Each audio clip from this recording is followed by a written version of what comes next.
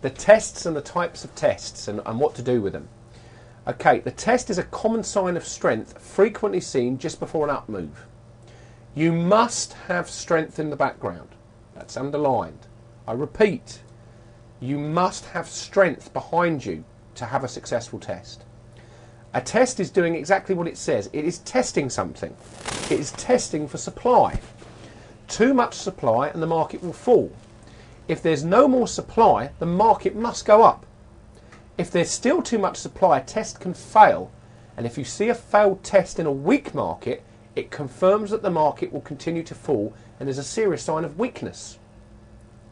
Tests need 2 bars to confirm. All right, now you see a test. I know some of you are out there seeing low volume down bars and entering, thinking, there it is, and the next bar's down, and you think, I just got stopped out. Tom Williams told me that was a sign of strength. Well, now we're telling you clearly, you do not buy the test bar, you actually wait for the reaction and put your order above it, if you're going to go long. Well, very, very rarely do you fail on a test if you've got strength behind you. Yeah, I've seen that. But where people fail, there's some horrific signs of weakness right hanging over you, and the market very often seems to look like a test, but it's not a test. Don't ask me what it is, but it's not a test. It just people look at bars in isolation without looking at the background. You must do that. And I think today we've already said the word background. How many times will it background? Is it important? Absolutely. How important is it to your trading? It's 100%. Vital. Yes. And I think it should be to everyone who listens to this course, is live here. Look at the background. It will help you. It's an unfolding picture. Now, Tom, if you see a sign of weakness, like an end of a rising market, and it goes down up on no demand, then you see a test there. And it's testing something, that big high volume on the up bar, and the next bar's down. It's a failed test. And that's a very serious sign of weakness, isn't it? It is. If you get a failed test, that's normally a sign of weakness if you've already got weakness in the background. Such as end of a rising market. Yeah, we've talked about anything high volume and up bars. Yeah. Especially if they're narrow spreads, especially if they've got signals on them, that's weakness. Yeah, and I've said here, if you have weakness in the background and you see a test and the next bar is down, this is a strong sign of additional weakness and it's called a failed test, rightfully. This is what everybody's been waiting for, the test. Now, the test is most powerful in an uptrend. Great. However, we have different types of tests, and in fact we have signals in Trade Guide that say no supply, test in a rising market, and test. And basic test. And a basic test. Yes. That's 4 tests. Could you have a test on an up bar? Yes, you can. And the reason it's on an up bar, now again in Tom's book it's usually on a down bar, and usually it's stronger, yes. but you can get a test on an up bar. You can do, and the best, if you have a test on an up bar, I would say you're best to see that in an uptrend. Yep. Because what it's usually telling you is that if you go down one time frame, you will see a test on a down bar, but the market's so strong that it's actually closed up. Yeah, so that's important because we deal in different time frames, don't we, at Trade Guide? But the important thing you must remember, if you see that, is that it must be probing down and then close up sort of towards the middle or high. Yeah, now next week, before we start the question and answer session, we'll actually do 4 or 5 up bar tests, because today we want to focus on the best tests to trade. The up bar tests are not as obvious, and they often look like no demands or something like that, and they confuse people. Well, that's where we can clarify. That's what we'll do, and that's what next. Well, Philip just pointed out that all tests actually do occur on down bars, but if they appear to be on up bar, it's because you're looking at a longer time frame. But if you went down a time frame, you see in fact that was a down bar. And then because it showed strength in the, say, 5 minutes, it suddenly shot up, and on the 15-minute or longer, 9-minute or whatever, it appeared on up bar, especially exactly right. at end of day. Now listen to that, everybody. This is a really important part about a test. Very key to it. We teach multiple time frames. Of course, we say you've got to select the time frame that suits you. But if you're trading, let's give an example of what we're talking about here. I traded the S&P recently. I was looking at the 3-minute, the 5-minute, the 15 and the 30. Now, I got a beautiful no supply entry on the 3. It confirmed on the 5, beautiful down bar. On the 15, it was up bar. Right, so a little up bar. I said, oh, and I knew. I said, well, let's do it. It's tested here. On the 30-minute, it was definitely an up bar. It was like close higher. But on the shorter time frame, because the market is fractal, it was more obvious. Yeah. Because as the market was bullish, of course, on a 15-minute chart, there's 3 times 5 minutes. You're going to see the market pushing up because of the test on the 5. Yes. Is that an easy way for people to understand Yes, it? it is. So it is testing, and it is on an up bar, but if you see what you think's a test on a 30-minute and you're not sure, jump to a 15 or a 5. Look at the same time that you're looking at, exactly the same as a weekly chart or a monthly chart, just jump down a time frame. Now, one point there, you can't possibly mix that up with no demand. For the simple reason is, all tests have what we call a bottom tail, where no demand does not have bottom tails. Yeah, to explain a bottom tail, that means it, well, I know what it means. Do you want to Well, it explain means something sticking down, wagging its tail down below the other bars. So the bottom of the bar. Okay. Yes, so they all have that feature, where no demand doesn't do that. No, it doesn't go into the body of the It bar. doesn't mate. go down there. Yeah. It stays up. Mhm. And that's a big difference there. Yeah. Now, Morris says if you need to have an up bar after a test to confirm the test, can you put the buy order above the high of the potential test bar? You don't know at the time of your order if the test will succeed or fail. Yeah, well, I'll show you in a second, Morris. I'm actually going to explain the trade I took, so you can see that how I did it. And it's going to explain it in detail. Talking about tails, Tom, you didn't throw out that candlestick book of Gavin's, did you? You did. Now, hold on a second, though. Just let me just be fair. We just had a conversation about candlesticks recently because a guy called. How many of you know Steve Nissan, who wrote the candlestick books? Anybody know Steve Nissan? Just see how many people know of him. Anybody? Just take yes, I do. Steve Nissan is his name. He's written books on candlesticks. Anyone know? So there are a few of you. Okay. Well, he approached us at the New York Traders Expo, and we met. And he came up to the booth, and I met Steve, and he said, "I hear you teach volume." And I said, "Yep." He said, "Well, show me." So I went and showed him some charts in Trade Guide. He says, "Do you have candlesticks in Trade Guide?" And I hate to say, I said, "Well, I don't ever use them." And he looked at me. He said, "Why?" He said, "Let me show you something." So I showed him the end of a rising market on the JP Morgan. I said, "That's what I look at." He put his candlestick on a hammer, I think it's called, or something like that. And he said, "Well, look," he said, "if you had that signal there and I had that candle there, we'd both be in alignment." And he said, "To see that no demand that you were talking about there, that candle." So that, great, good stuff. So we're going to hopefully, for you all, do a seminar with Steve in the future. So you can, just so you can make a judgment, do you see validity there? Hey, I'm not going to knock candlesticks. I know very little about them. I'm some of you. Well, let me ask a question. Just type in C. If you trade with candlesticks, if you use candlesticks at the moment, could you type in C? I just want to see how many of you actually do use candles. Just type in C. Just all of you, please contribute, because I just want to see how many of you are using candlestick patterns in your trading. Okay, let's have a look. It's 50-50, I'd say. Okay, interesting. Oh yeah, okay, I'd say 60% do and 40% don't there. Interesting. Thanks for your contribution. Okay, so here we have the test. This is Goldman Sachs on the daily chart. Now, what makes this very, very interesting is the trend channel that I've drawn in here, which if you can draw this for yourself, by the way. If you go back to early January, just pick the first 2 lows and the intercepting high, and it will project out the channel. But what happened was, we came down here to the bottom of the trend channel, and the volume was very, very low. But what made it interesting was the range or spread. Very, very narrow spread bar, like this. And then it was right on the bottom of my trend channel, which had been in place for a while. And the next bar jumped up. Now that, Philip, when you see that sort of reaction to the test, it's very bullish, isn't it? It is, yes, that's shown real strength. Yeah. And at that point, what would you do? Because there you see, you didn't get another test, really, into that price level. It just took off. And in fact, Goldman went up there to about $200.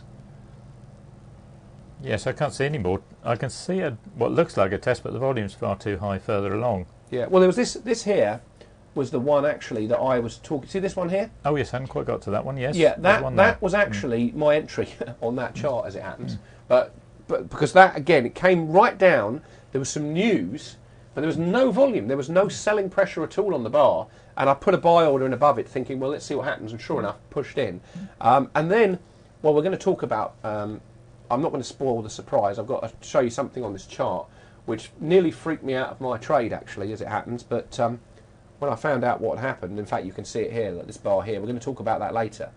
Okay, this bar here. So we won't talk about it now. We'll come back to that. Now here is the E-mini S&P 8-minute chart, and this again shows some nice principles. Do you buy as soon as it gaps up after the no supply? Also, well, I'm putting my buy order in above, just above. In fact, I didn't take that gap down, the gap down test. I put the order in just above it, Morris, and that's how it pushed through.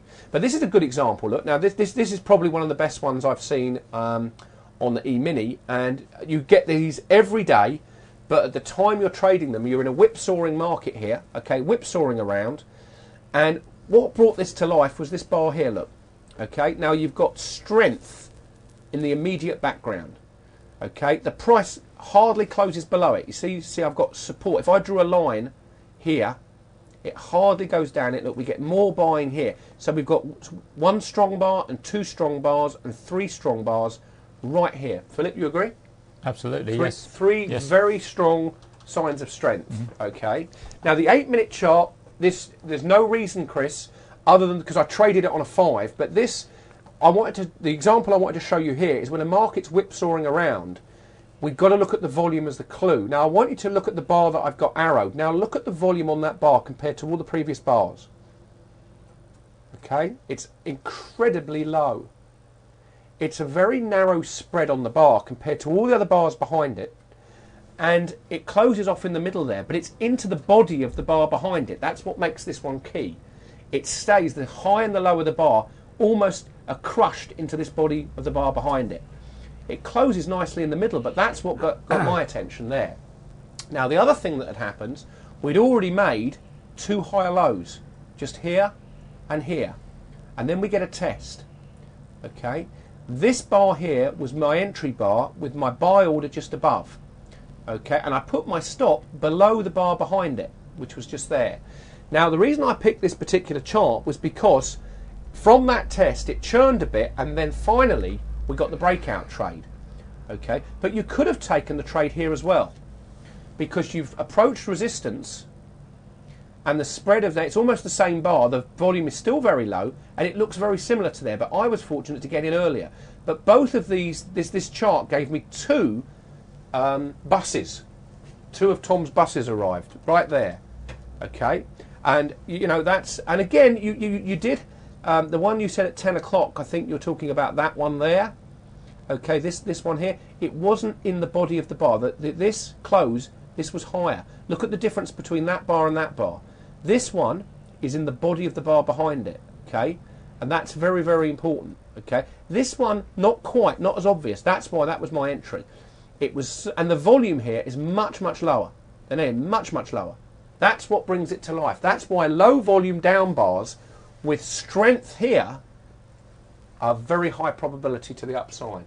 Would you have taken that trade, Philip, had you seen that? I'd have grabbed that one with both hands. Yeah, if I'd been watching that, yes. It's very strong sign of strength, very strong. Okay, now you'll see, you're going to get this PowerPoint tomorrow, so once we've uploaded it, we'll show you where you can download the PowerPoint.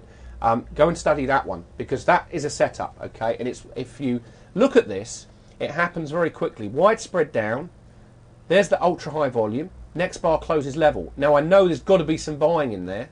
Now I know they're going to mark it back down for some more. They do here and here, okay? And then they finally come back down into the body of this bar, that's the key, and into the body of the bar behind it, narrow spread, close in the middle, low volume, absolutely nothing there, next bar up, pushed into the trade. Show you another example. Again, this one, Philip and I, well, this is, Philip, you can discuss this one, because this is one of those examples where that's a 3-bar setup that I would take. I wouldn't even wait for another test, and I know you did. So do you want to talk about that one? Well, that one actually, I talked to, if anybody was listening to the seminar I did a couple of weeks ago, I think it was last Thursday week, I actually gave this example. Yeah, it's in the VSA Club. Yes. Yeah. Yeah. You want to talk about that is probably one of the most excellent examples you can get. We had a long falling period behind us in Barclays. This is Barclays UK stock. It's a banking sector stock, yeah? It is, yes. We all know what the news was like in the banking sector. Yeah. When it reached that bottom, everybody was assuming the banking sector was going to go bust, everything was going to go wrong. And yet, somebody stepped in and bought there. And we were really talking about a lot of buying. If you look at that volume, it's massive compared to all the other bars. It's closed right up near the highs. It's into new, fresh, low ground. Almost like end of a rising market, but the opposite. Almost is. It's almost bag holding, except it's not gap down. And if you notice, a couple of bars before that, the previous 2 bars, there was probably some buying in there as well. But there was a bit too much supply for it to... Yeah, let me just ask, Alan just says, so to be within the body of the previous bar, the test cannot go above the close of the previous bar. That would be the perfect test. Like here, you see this bar here? Okay, there's your stopping volume. This particular one, it's a variation on a theme, Alan. Remember, tests come at you in different disguises. You're going to get what we call the perfect setup, and then there's sometimes when you've got to use your thought process as a human, say, well, does that look like a test? Yes. I always try and look for well, I'm going to show you in a minute, towards the end here. We're going to overrun by about 30 minutes here, but I hope you don't mind because we want to get through this and I don't want to rush it. There's so much information. And I know Tom wants to have his dinner. We've got pheasant tonight, haven't we, Tom? Yes. Very nice, because we're in the English countryside here in Worthing. But I want to make sure you've all got this, and so if you don't mind, we're going to spend a bit of extra time covering it here. It won't be long. We've only got a few more principles. But here, tests come in different varieties. This one here is an immediate test of this massive buying, and it just takes off. Barclays went up a long way, didn't it? About 150 to 200%. Oh, it did. I think it went up something like 380, something like that. So. Yeah. Let's look at another example here. Now, this again, you can see what happened here. After the test, we then start to take off, and you can see multiple tests all the way up. Okay, especially at bar. Well, the best one I saw there was bar E, because it hasn't exceeded the close of the previous bar. It's a beautiful narrow spread, but look at the volume. There's nothing there. Professional money are not interested in the down price here. They're not interested in the downside. And of course, you've got your stopping volume, which is down here, which was tested. It churns. There's your the widespread down bar, which I've marked the top of. It acted as resistance once, twice, 3 times, and finally they push it through on a bit of supply, absorption volume, test it, up we go. So there's a good example of absorption volume, where high volume on an up bar through that old area with strength in the background here is genuine absorption because they're bullish. Yes. Anything to add to that? Nothing I can really add to that one. Okay. No. Tom, anything you want to add there? You've got stopping volume. No, it churns a little bit, it hits resistance twice, and then it goes up on very high volume. Bank, is it? Immediate test and then takes off. Yeah, very, very obvious one, that one. Okay. This area here, Robert, on B again, a gap up bar and then it runs away. Well, here on B, what we've got here, this bar here is a high volume bar at A. B doesn't actually gap up on this example. It's a level bar. The volume is low. Okay, so it's declining volume and it's level. That means as they push the price down, there's no selling pressure on the bar. That's what B is. No selling pressure. We know that because the next bar closes up. Okay, then they bring it back up, but C is a markdown on very low volume. The next bar is level, and in all of that area, if you counted strong bars after this weak bar, which you could initially, you'd think this is a false breakout. But it's not a false breakout, and it's not a weak bar now, because they've absorbed all the supply, because that's there. That has not disappeared. The buyers down here on the stopping volume, on that high volume, are still holding on to that stock. They want to get it up. They want to get the price up to sell it higher to the herd. So this here brings this to life because of that. That's what you've got to get from this seminar. You've got to look behind you. Oh, the previous chart you were talking about, Morris. Okay, let me go back to here. A, B, and you were talking about the gap up bar.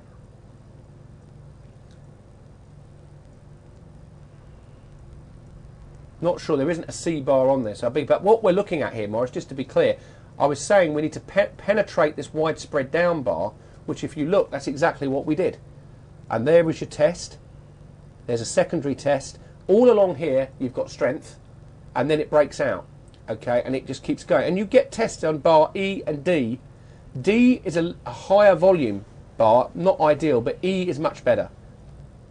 And again, they're sending a telegram all through that chart. So when you see a test like that, okay, you must have strength in the background, as we've seen. Sometimes it can be 20 bars or even 30 bars back. Correct, Philip? Yes. Now, how far back would you go on a chart sometimes when you see strength? I mean, it depends, I suppose, on the volume. If it's ultra high, then it's going to have a bigger effect. Yeah, it depends, because different stocks will take different lengths of time to accumulate. Right. Because when they start the accumulation, they're obviously removing the floating supply from the market. Yep. To do that, sometimes can just take, as we saw with Barclays there, it took probably about 30, 40 bars, something like that. Sometimes it can take, as Tom will tell you, it can take a couple of years even to accumulate. Tom told us the example, I think it took was it 7, 8 years once to accumulate. Yeah. So it depends on the amount of floating supply and how easily it is for them to accumulate it.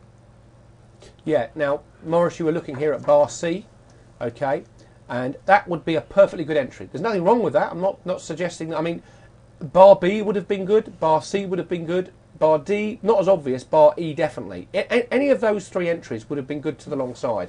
And the reason they were, you had strength here, just to repeat it, you'd taken out this old resistance here, which was actually caused by this widespread down on this supply here. It caused a bit of resistance, it broke through, the volume was high, but then it refused to come down on low volume. In fact, I would say C is a good entry. I'm not disagreeing with you, Morris. I think it's a very good entry. And in fact, I didn't trade that stock, but certainly that would have been something I would have looked at. So let me just recap.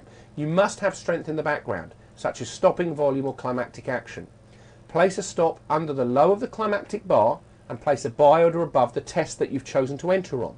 Remember, a test can fail and you can retest an area several times before the market moves up.